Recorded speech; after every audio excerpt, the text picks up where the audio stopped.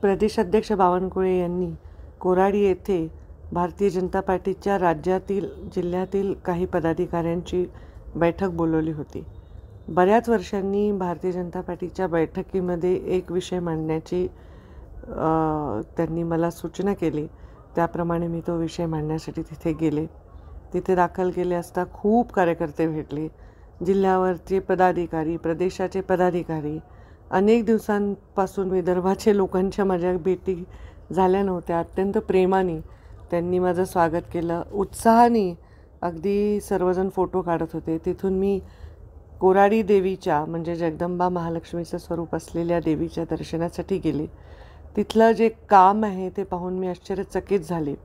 देवीच्या प्रांगणाच्या शेजारीच बनवारीलाल पुरोहित यांच्या संकल्पनेतून झालेला अत्यंत सुंदर मी प्रोजेक्ट पाहिला. त्याच्यामध्ये प्रभू रामाच्या जीवनातील सर्व क्षण हे पेंटिंगमध्ये टिपलेले आहेत.